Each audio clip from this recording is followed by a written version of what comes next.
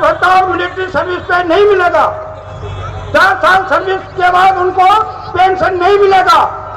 4 साल सर्विस के बाद वो भूतपूर्व सैनिक नहीं कहलाए जाएंगे। 4 साल सेवा करने के बाद उनको कोई भी मिलिट्री की तरफ से कोई भी स्वास्थ्य सेवा नहीं मिलेगी और उसके बाद उनको सीएसडी की कोई सुविधा नहीं मिलेगी। तो आप बताइए कि अगर उनको कोई सेवा नहीं मिलनी तो अग्निवीर को सेना में इस 4 साल को लाने के लिए ये सरासर सेना पे जो प्रयोग किया गया है इसकी मैं निंदा करता हूँ। मैं अपने भारतीय जनता पार्टी के लोग यहाँ पे तमाम सुन रहे होंगे, तो आप बताइए क्या एक बात मैं और कहना चाहता हूँ, ये कि उन्होंने और कटौती कर दी।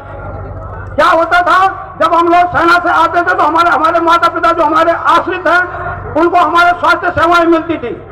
आज इस सरकार ने क्या कर दिया है कि ये माता पिता का भी आय प्रमाण पत्र मांग रहे हैं और जब तक आप आय प्रमाण पत्र नहीं देंगे तब तक आपको स्वास्थ्य सेवाएं नहीं मिलेगी।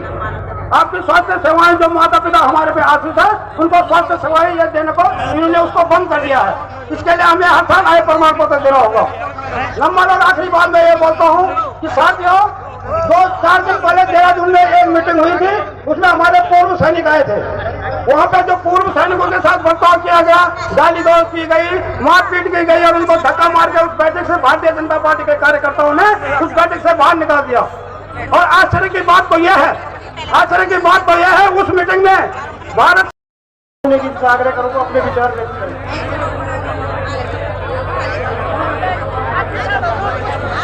आज एक मंत्री विकास पुरुष आदरणीय सुरेंद्र सिंह नेगी जी यहाँ पर उपस्थित नगर निगम क्षेत्र की प्रथम महापौर श्रीमती हेमलता नेगी जी, नगर कांग्रेस कमेटी के सम्मानित अध्यक्ष जी, कांग्रेस कमेटी के पूर्व सम्मानित अध्यक्ष जी, आज के कार्यक्रम की जो अध्यक्षता कर रही है बहुत ही सम्मानित और एक कर्मठ कांग्रेसी कार्यकर्ता के रूप में जिन्होंने कांग्रेस इंदिरा जी के टाइम से जिन्होंने कांग्रेस का साथ दिया, श्रीमती सीता गुप्ता जी, श्रीमती सुनीता बीस जी, आदरणीय बड़े भाई विजय नारायण सिंह जी, नगर पालिका के पूर्व चेयरमैन, जितने भी संगठन आज कांग्रेस को एक समर्थन देने जा रहे हैं सभी का मैं हार्दिक अभिनंदन और स्वागत करती हूँ। जैसा कि यहाँ पर पूर्व वक्ताओं ने कहा कि लोकसभा का चुनाव है ये क्यों जरूरी है। सदन में जो हमारा मेंबर ऑफ पार्लियामेंट रहता है वो हमारे बात को वहां तक पहुंचाने का प्रयास करता है। आज आप देख रहे हो उत्तराखंड में महिलाओं का शोषण हो रहा है और उसका एक जीता जागता उदाहरण है हमारी बेटी, हमारी बहन अंकिता भंडारी। अंकिता भंडारी को क्या आज तक न्याय मिला है? अब वो भी हमारी बेटी। कांग्रेस पार्टी आ रही है। कांग्रेस आज के इस 2024 के चुनाव समर में हमारे आज के मुख्य अतिथि हमारे परम आदरणीय परम श्रद्धेय पूर्व कैबिनेट मिनिस्टर श्री सुरेंद्र सिंह नेगी जी, हमारी कोटवा हमारी नगर अध्यक्ष सुधा स्वाल जी, गीता सिंह जी, पूजा सिंह जी, खरकवाल जी, मेरे बड़े भाई नगर अध्यक्ष संजय मित्तल जी, आप सभी को मेरा दिल की गहराइयों से बहुत बहुत धन्यवाद, आभार। जो इस प्रकार से जो जन सैलाब सभी कार्यकर्ताओं का उभरा है, सभी कार्यकर्ताओं को मेरा नमन, बहुत बहुत आपका आभार। जो आप लोगों ने ये जो जन सैलाब यहाँ पे उमेड़ा है, ये लग रहा है कि जो हम लोग पीड़ित हैं मोदी सरकार से, चुनाव प्रचार में हम लोग जा रहे हैं और बहुत अच्छा माहौल हमको दिख रहा है। कई ऐसे कार्यकर्ता आम प्रवास से उमड़ा है, मैं उनका कार्यक्रम में अभिनंदन करता हूँ, वंदन करता हूँ। और जय काली माता कीर्तन मंडली रामनाथपुर भी अपना कीर्तन कार्यक्रम स्थगित करके आदरणीय गणेश गोदियाल जी को सुनने के लिए अपना कीर्तन आवाज दो। अभी तो हमारे बीच में हमारे प्रत्याशी आदित्य गणेश गोदियाल जी भी पहुंच चुके हैं। उनके साथ जिला कांग्रेस कमेटी के अध्यक्ष विनोद डोगराल जी भी हैं, उनका भी अभिनंदन स्वागत है। कृपया कार्यकर्ताओं से आग्रह है मंच पर भीड़ न लगाएं और अनुशासन बनाए रखें। कांग्रेस एक अनुशासन समर्पित पार्टी है, कृपया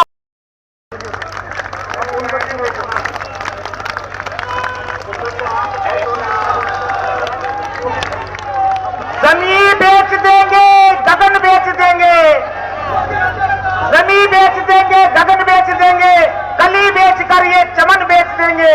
अगर नौजवानों तुम सोते ही रहे तो वतन के मसीहा वतन बेच देंगे। ठीक है। मंच पर विराजमान नगर कांग्रेस कमेटी के सम्मानित अध्यक्ष, जिला कांग्रेस कमेटी के सम्मानित अध्यक्ष और तमाम यहां पर कांग्रेस के पदाधिकारीगण, जिला अध्यक्ष विरोध। अब मैं एक बार जोरदार नारे के साथ प्रेम से बोलिए, दोनों हाथ उठा करके, सिद्ध बली बाबा की, श्री सिद्ध बली बाबा की, श्री सिद्ध बली बाबा की जय सीताराम। कृपया माननीय गोदियाल जी को भेंट करें। हमारे साथ बहुत बड़ी संख्या में जौनपुर के भाई गढ़वाल कनाल, पीछे से आवाज कम आ रही है, गढ़वाल कनाल, हमारा सांसद कैसा हो, हमारा सांसद कैसा हो। और बहुत अधिक समय न लेते हुए आपके प्रिय नेता और हमारे प्रिय नेता, हमारे पूर्व कैबिनेट मिनिस्टर माननीय सुरेंद्र सिंह नेगी जी से मैं अनुरोध करूंगा कि वो आप सबको अपना उद्बोधन दे और आने वाली 2 तारीख के लिए क्या हमको करना है उसका हमको एक मार्गदर्शन देंगे आदरणीय सुरेंद्र सिंह नेगी जी। गणेश गोदिया सुरेंद्र सिंह नेगी, गणेश गोदिया सुरेंद्र सिंह नेगी।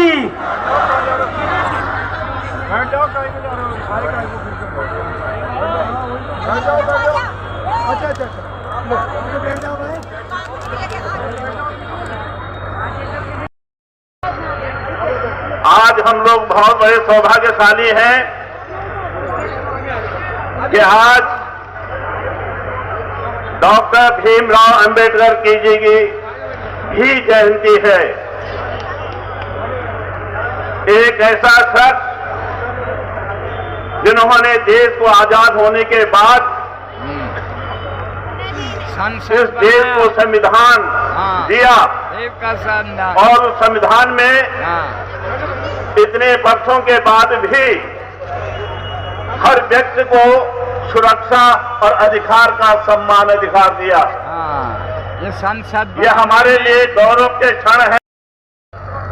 आपको मालूम होना चाहिए ये पूरा का पूरा उत्तराखंड क्षेत्र सैनिक बाहुल्य क्षेत्र कहलाया जाता है। हम लोगों ने इसी मंच से है और आपके साथ चला जाता रहा है।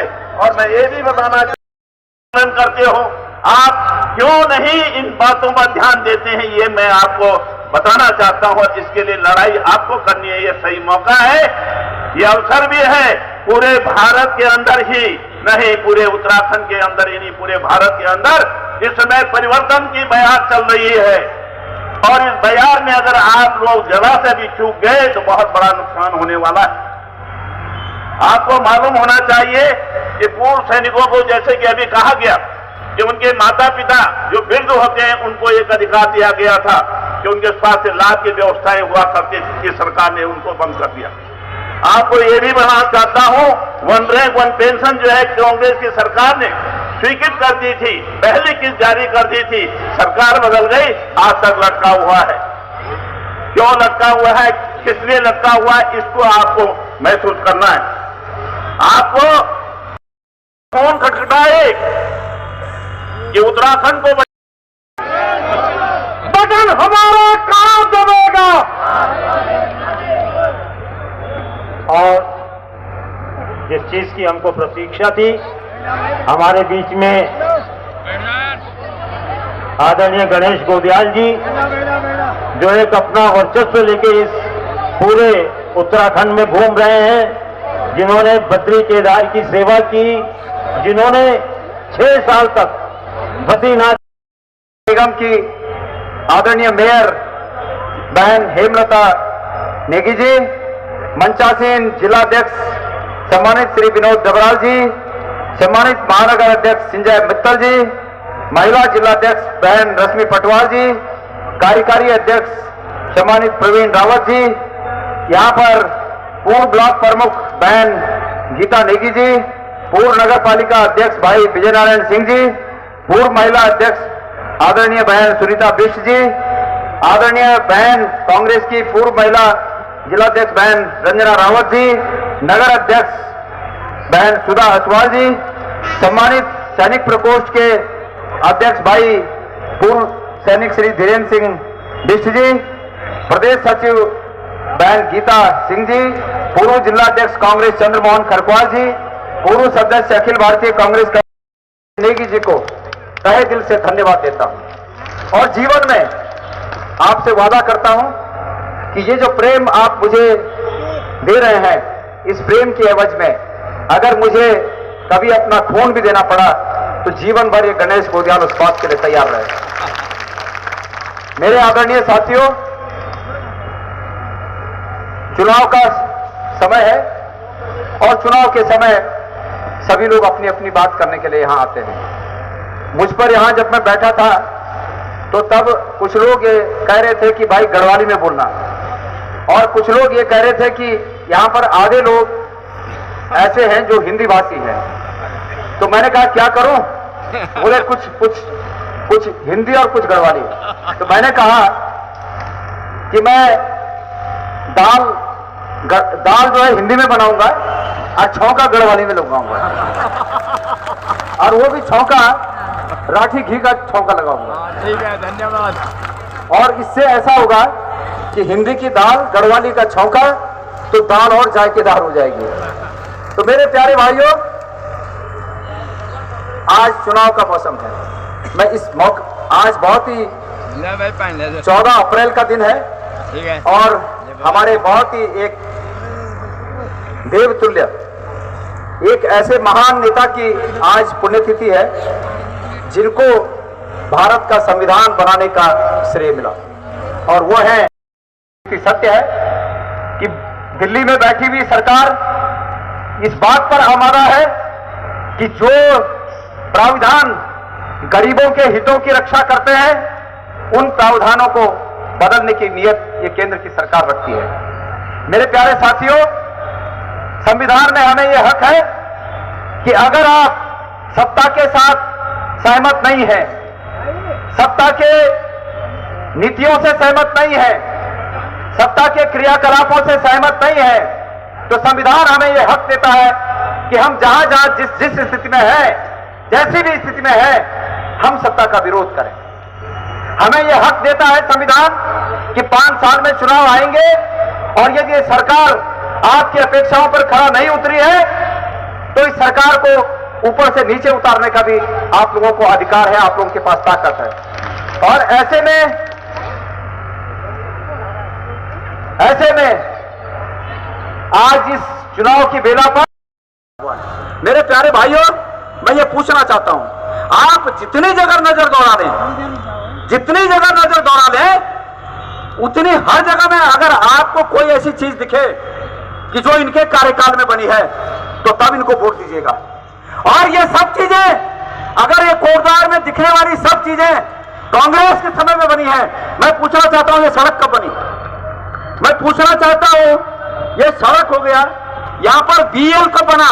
मैं पूछना चाहता हूं कब बना ये बीएल? आज उसमें कार्मिकों की संख्या क्या हो गई? अगर ये सरकार अच्छी है तो क्यों वहां पर कार्मिकों की संख्या में लगातार कमी आ रही है? क्यों? इसका कारण क्या है?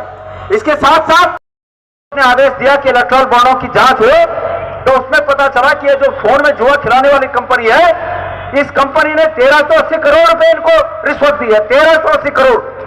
तो ये हमारे बच्चों को बर्बाद करें और अपनी राजनीति चमकाएं, उनसे रिश्वत लें।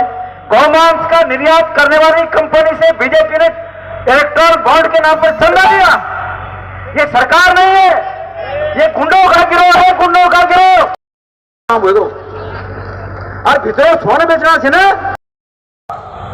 आपके मान सम्मान में वृद्धि करूंगा, और भारत के लोग, भारत की तमाम जनता ये महसूस करेगी कि गढ़वाल का जो व्यक्ति यहां सांसद बन के आया है, गढ़वाल में क्या ताकत है। इस बात का एहसास मैं संसद में कराऊंगा, ये मैं आपसे वादा करता हूं। आपको बदलाव दिखेगा, आपको हर रूप में बदलाव दिखेगा। आदरणीय हमारे बड़े भाई नेगी जी ने कहा कि गणेश गोदियाल जी को हम जब चाहेंगे हाथ पकड़ के काम कराएंगे। आदरणीय बड़े भाई, यह अधिकार आपका है, यह अधिकार कोटद्वार की जनता का है कि आप जब भी ऐसी अपेक्षा मुझसे करोगे कि सांसद के रूप में मुझसे कोई अपेक्षा आपकी हो, गणेश गोदियाल हमेशा आपको अपने साथ खड़ा नजर आएगा। और मैं अंत में आपसे निवेदन करना चाहता हूं, मेरा प्रत्येक भाई, मेरी प्रत्येक बहन 19 तारीख दिवाण जिठान बेटी बोई सभी थे जो भी तुम्हारे रिश्ते थे ना 10 अपने रिश्ते में फोन करके भी थोड़ा आशीर्वाद मांगे, और यही काम मैं अपने भाइयों को आज सौंप के जा रहा हूं। मैं उम्मीद करता हूं कि आदरणीय नेगी जी के नेतृत्व में आप सब लोग इस कोटद्वार विधानसभा क्षेत्र से ऐसी बड़ी जीत मुझे देंगे कि भारतीय जनता पार्टी जितनी इनकी सरकार बची है अभी राज्य यहां से जीत के जाता है। और जैसे कि सर्वे रिपोर्ट है कि वहां हमारी सरकार बन रही है, तो गणेश गोदियाल का स्थान आप लोगों के आशीर्वाद से क्या होगा ये आप समझ सकते हैं, आप समझ सकते हैं अच्छी तरह। मेरे भाइयों, हम गढ़ में बोल दू उनमें 6 भाषा जान दू, 6 भाषा मैं 6 भाषा में भाषण दे सकूं, मैं गढ़ में भाषण दे सकूं, मैं हिंदी में भाषण दे सकूं, मैं इंग्लिश में भाषण दे सकूं, मैं मराठी में भाषण दे सकूं, मैं गुजरात में भाषण दे सकूं, और मैं भोजपुरी में भाषण दे सकूं, भोजपुरी में। लेकिन